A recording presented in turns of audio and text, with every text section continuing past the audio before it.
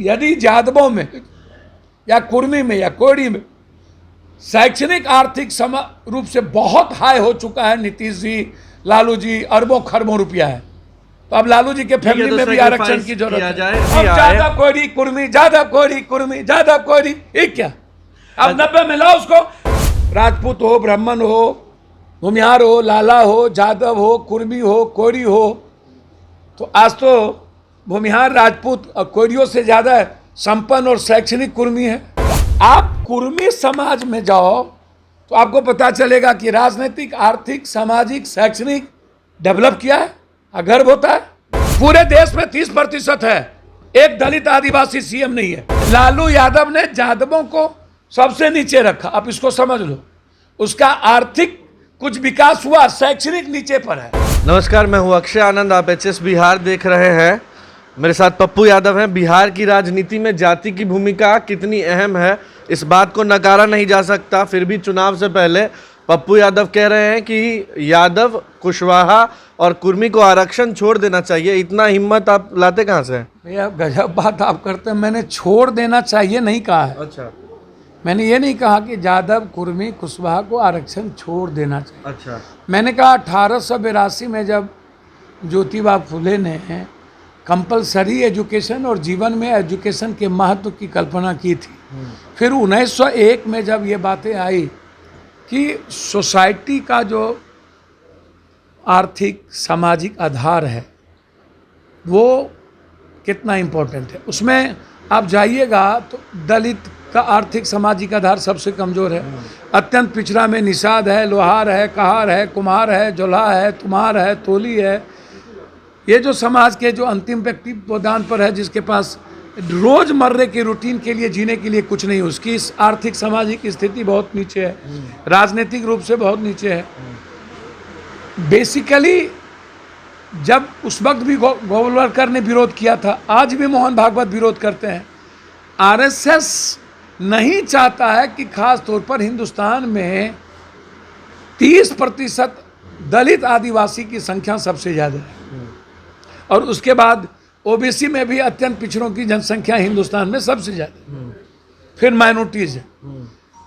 तो ये संघी नहीं चाहते हैं कि दलित और अत्यंत पिछड़ों में एजुकेशन और इकोनॉमिकल आर्थिक आज़ादी और शैक्षणिक आज़ादी पर कोई चर्चा किया जा सकता हो, क्योंकि उनको लगता है कि एक बड़ा एजेंट है, गोल है।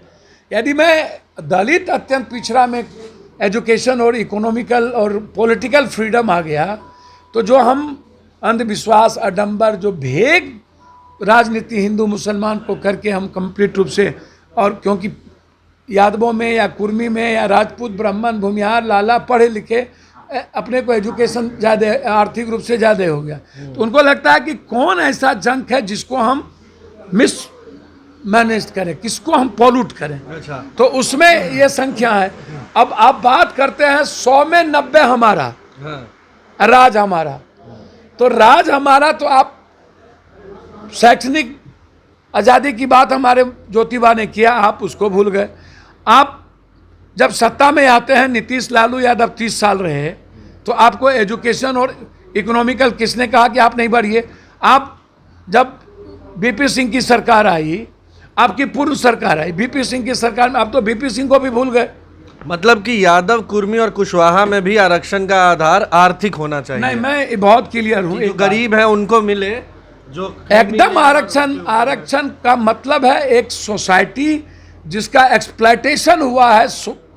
देखिए, इसको एक बात मान के चलिए, जन्म से जिसका शोषण हुआ हो उसको आरक्षण की जरूरत है। अच्छा, ठीक है, मेरी पहली बात आप समझ लीजिए।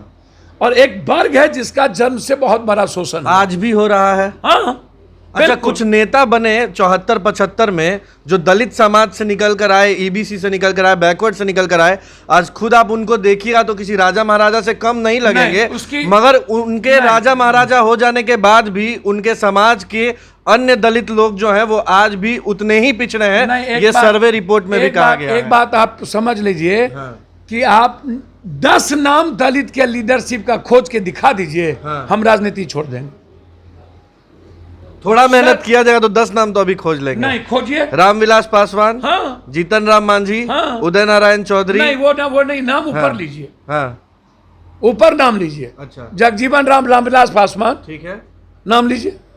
तो फिर मायावती को लिया जाए, उसके बाद मतलब 10 लोग तो निकल जाएंगे, मगर लीजिए ना ये ऊपर जो सर, आ आप नाम गए। लीजिए ना 10 लोगों का दलित में नाम। अच्छा सामाजिक सुधार पेरियार और आप अंबेडकर का नाम नहीं ले सकते। राजनीतिक रूप से जो सत्ता में आया, आप 10 नाम गिना दीजिए दलित का हमको। पूरे देश में 30% है, एक दलित आदिवासी सीएम नहीं है, बीसी में नहीं है, बीपीएससी में नहीं है, एसएससी में नहीं है। 9 में 100 में 90, 100 में 90, तो यदि 10% आप बात करते हो ऊंची जाति की, तो 90 में 30 दलित और 22 अत्यंत पिछड़ा। अच्छा जितने तो भी हम आए, ज्यादा कोरी कुर्मी, ज्यादा कोरी कुर्मी, ज्यादा कोरी, एक क्या अब 90 में लाओ उसको।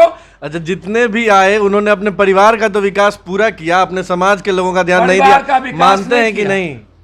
परिवार ठोका विकास नहीं किया। अच्छा सर वो अपना विकास कर लेता, मुझे दुख नहीं होता। हाँ उन्होंने उम्मीद और सपना समाज के कमजोर, गरीब और हर व्यक्ति का तोड़ दिया।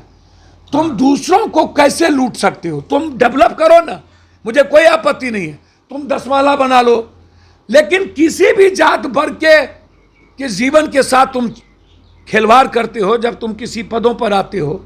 मेरा कंप्लीट साफ है, ये नहीं कि ज्यादा कुर्मी कोई। मैंने कहा कि आर्थिक और सामाजिक आधार कंप्लीट रूप से, शैक्षणिक आधार होना ही चाहिए दलित अत्यंत पिछड़े को चलिए, छोड़ के। पप्पू- मेरी बात समझिए, हाँ। राजपूत हो, ब्राह्मण हो, भूमिहार हो, लाला हो, जादव हो, कुर्मी हो, कोरी हो, तो आज तो भूमिहार, राजपूत और कोरियों से ज्यादा संपन्न और शैक्षणिक कुर्मी है। आप उठा के देख लो। सर ब्राह्मण संपन्न नहीं है, ठीक है पहले आप समझ लीजिए। ठीक है। दलितों भले वो जीना जान गया है, चाहे मंदिर में कहीं कहीं, वो बात समझ लीजिए। संपर्क उसके पास तो, ब्राह्मण के पास तो जमीन भी नहीं है। आप कट्ठे दूर में नहीं, आप जाइए, मेरा सर्वे है सर। वो शैक्षणिक रूप से और राजनीतिक रूप से इतना ज्यादा डेवलप कर गया चीजों में। पत्रकार है तो 90% ब्राह्मण है, लेकिन यदि आप जमीन में जाओगे, अन्य चीजों में जाओगे, तो आपको पता चलेगा। लेकिन आप कुर्मी समाज में जाओ तो आपको पता चलेगा कि राजनीतिक, आर्थिक, सामाजिक, शैक्षणिक डेवलप किया है, गर्व होता है।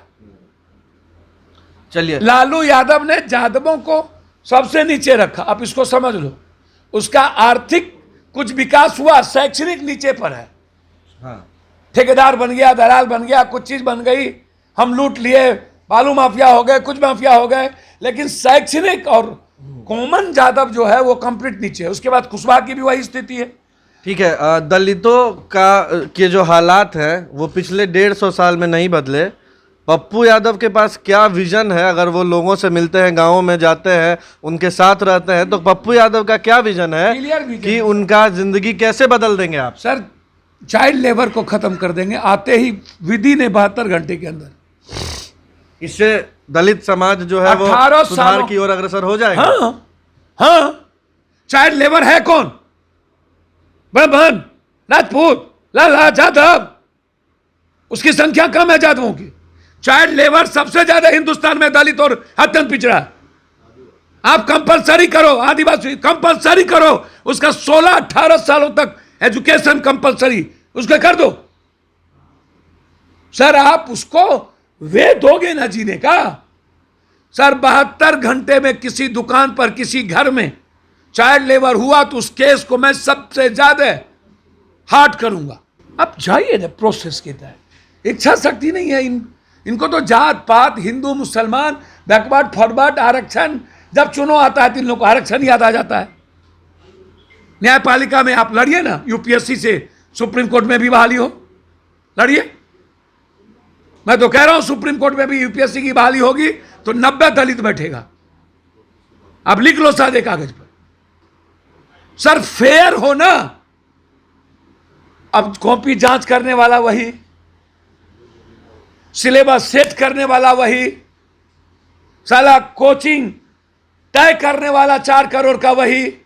ये इस कोचिंग में एग्जाम होगा, सिलेबस कोचिंग वाले तय करेंगे, क्वेश्चनर तय करेंगे, आउट हो जाएगा, और वो तय करेगा कि किसको इस वैकेंसी के बाद हमें लाना है। फेयर होने दो ना। आप एक तो बेसिक एजुकेशन दो, और सीसीटीवी कैमरा के तहत आप एग्जाम लो ओपन, और 15 दिनों के अंदर रिजल्ट दो, 15 दिनों के अंदर उसको नियोजित संविदा खत्म कर दो, उसकी ज्वाइनिंग कराओ। सर आप नहीं करना चाहते हो, सर उसको वे नहीं देना चाहते हो। वो आज भी भाग, किस्मत, आडंबर, अंधविश्वास के बदौलत जीतता है, भगवान के भरोसे जीता है। सर वो कर्मोगी नहीं हो सकता है। 200-400 रुपया, 250 रुपया कमाता है, उसको लगता है मेरे बच्चे के लिए इतना ही काफ़ी है। गिरहत से 1 किलो धान ले लिए, कुछ परेशानी हुई तो कर्जा ले लिए। सर बगल में ब्लॉक है, वो बीमार रहता है, लेकिन फिर भी 1 सप्ताह नहीं जाता है कि चले जाएंगे तो बच्चा को क्या खिलाएंगे। 1 महीने में 20 दिन से 16 दिन, 18 दिन से ज़्यादा उसको काम नहीं मिलता है। सर इसको समझिए। तो इसीलिए आप 30% हो, और हिंदुस्तान में एक भी दलित, आदिवासी और अत्यंत पिछड़ा का लड़का नहीं है। अब सीएम भी यादव ठीक है, सीएम भी कुर्मी ठीक है, उसके बाद हम कहेंगे हम कुशवाहा, हम भी सीएम 6% है, तो 30% क्यों नहीं, 23% क्यों नहीं? क्यों फॉरगो नहीं करते हो? तुम ही बाप क्यों कर रहे हो? मेरा कल जो था कि उसमें ज्योतिबा फूले ने क्या कहा, 1901 में बातें क्या आई। बाबा साहब अम्बेडकर ने को यदि दलितों की बात करनी होती ना सर, तो संविधान में आज सर्वधर्म समभाव और वसुधैव कुटुंबकम की बात नहीं होती। उन्होंने सबकी बात की, और हम लोगों ने एक वर्ग, समाज और समूह पर कभी भी ध्यान नहीं दिया। इसलिए मेरा साफ है कि दलित, आदिवासी, अत्यंत पिछड़ा में जो, और पिछड़े में भी जो कुछ जातियों जो कंप्लीट सामाजिक आर्थिक रूप से कमजोर है, आप उसको 100% आरक्षण की वकालत करिए। लेकिन यदि यादवों में या कुर्मी में या कोड़ी में शैक्षणिक आर्थिक रूप से बहुत हाई हो चुका है, नीतीश जी, लालू जी, अरबों खरबों रुपया है, तो अब लालू जी के फैमिली में भी आरक्षण की जरूरत है। जाए, मतलब कि क्रीमी लेयर वाला जो हिसाब है उसको माना जाए, ठीक है। क्रीमी लेयर वाले मामले में दलित पे लागू नहीं होगा, नहीं ठीक है, हाँ, वो आदिवासी पे लागू नहीं होगा। पहले फिर उसको भेग मत करिए। अच्छा, तो दलित और आदिवासी में पर क्रीमी लेयर लागू नहीं होगा। मैं 1 आदमी, 9 आदमी आप खोज के नहीं ला पाए, 10 आदमी आप उसको आप कहिएगा रामविलास है, इसीलिए वो भी दलित में भी क्रीमी लेयर, मतलब कहीं ना कहीं मारना है उसको। चलिए, ये नहीं होगा सर, ठीक है। तो आप सुन रहे थे पप्पू यादव को। दलितों के हालात को बदलने का एक विजन पप्पू यादव ने ये दिया कि चाइल्ड लेबर अगर ख़त्म कर दिया जाए तो उनके हालात जो पिछले 150 सालों में नहीं सुधरे वो सुधर जाएंगे। आप HS बिहार के साथ बने रहे। आप अपनी प्रतिक्रिया कमेंट बॉक्स में ज़रूर बताएं। अगर अभी तक आपने हमारे चैनल को सब्सक्राइब नहीं किया, सब्सक्राइब कर लीजिए। आपका बहुत बहुत शुक्रिया।